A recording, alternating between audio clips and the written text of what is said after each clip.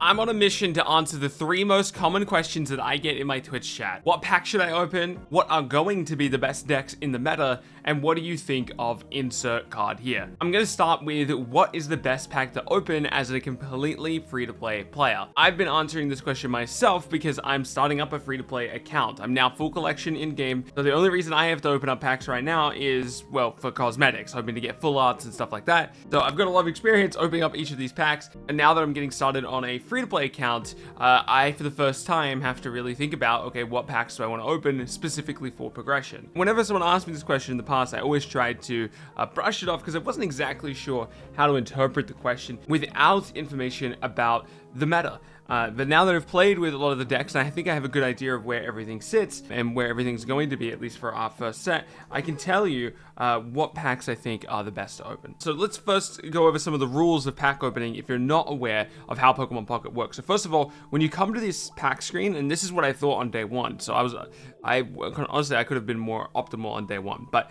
I thought it was the case that just these images that you see at the top of a pack, the ones that scroll through here, I was under the impression that these were the only exclusive cards to the packs, and that all the other cards in the set weren't exclusive to packs. They were just a part of Genetic Apex.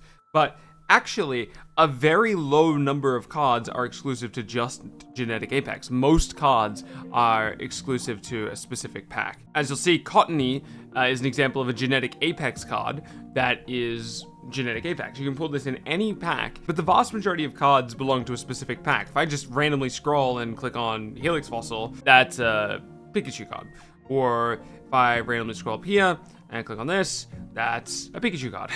If I scroll here, Skiddo is a Charizard card. Almost every card is exclusive to a specific pack, so you need really good knowledge of what you want to be opening if you're trying to be as optimal as possible. Cerebi has a really good list on their website if you really wanted to go through and kind of analyze where everything is. But if that's not your jam and you just want a general idea, I think you're best off starting with Mewtwo. I know I have a booster pack. I'm waiting to open it live on stream, which I should be streaming when this video goes live, so come say hi. So a lot of people say that Pikachu is the best pack to open at first, and I can totally see the logic of wanting to open up Pikachu. Pikachu has the ability to give you, well, Pikachu EX. Pikachu has the ability to give you Zapdos EX. Both of these cards are really, really strong. If we start going down to the nitty-gritty of some of the less rare cards in the pack, we have stuff like Raichu, which is pretty good. Raichu paired with Magneton as well.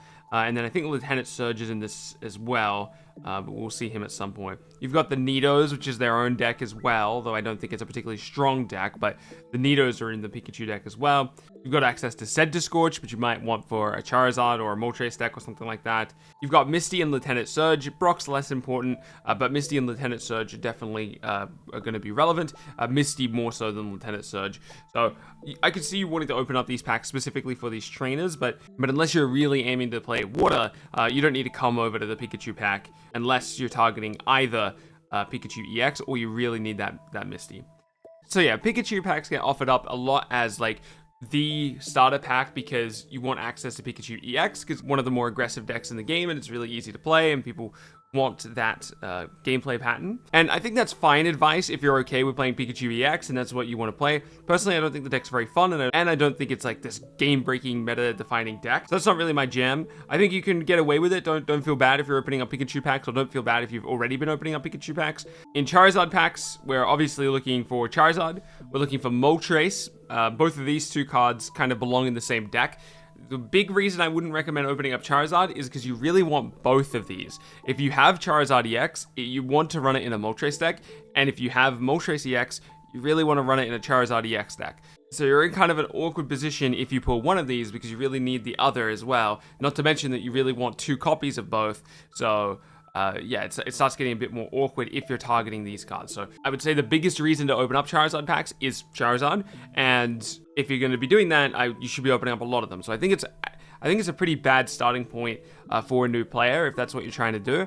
I will say if you're jumping in and you haven't already opened packs, you can actually delete your progress of your account and keep resetting over and over again until you find like packs that you want.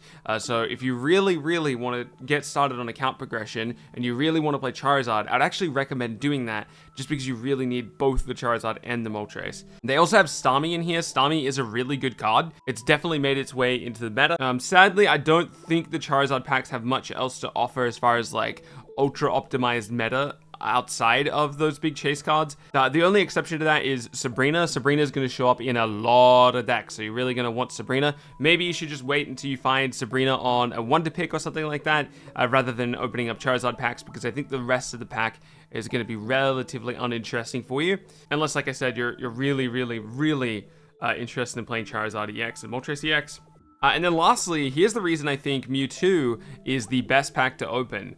There is so much in Mewtwo that leads to a meta-defining, powerful deck.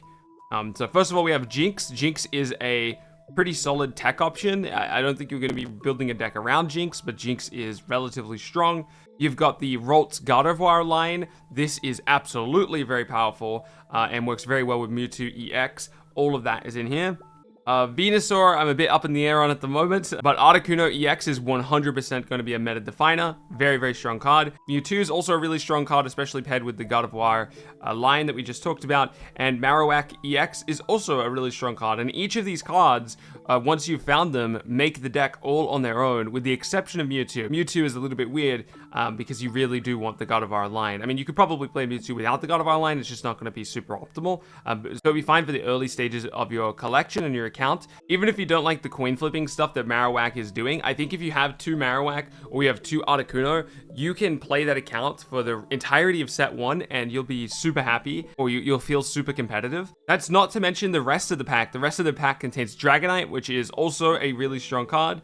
It contains Weezing, which is showing up here and there in the meta. Personally, I don't think it's as strong as people think it is, but it is there if you wanted to go for that line. I will say, as far as trainers go, I think we have the weakest offerings. We have Koga and Giovanni in the Mewtwo pack. Koga's pretty decent with the Weezing and Muck stuff, and Giovanni is definitely a good tech option for a handful of decks, but it's not going to show up in everything the same way that like a Sabrina is, or it's not going to show up in every specific type of deck the same way that Misty is. So yeah, those are some of the chase cards that are going to be meta relevant in each of these packs, and things you need to keep in mind as you decide which packs to open. Like I said, I think Mewtwo is the best way to go, but I think you can't really go wrong depending on what you're looking for. Charizard is definitely the most risky of all of these packs, and one thing to keep in mind, one thing I didn't mention while we were talking about Pikachu, is if you pull 2 Zapdos EX, there's actually a relatively strong deck at the moment that's seeing a decent amount of play, and I think will see play even once we've optimized lists,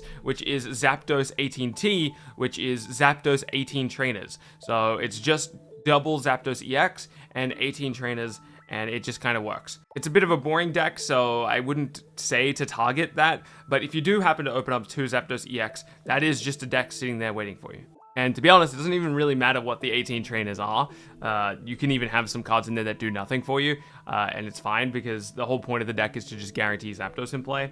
All right, I think that's going to be it. Those are some of the pros and cons of opening up packs. Let me know if this video helps you at all. I'm going to go live and play some Venusaur today.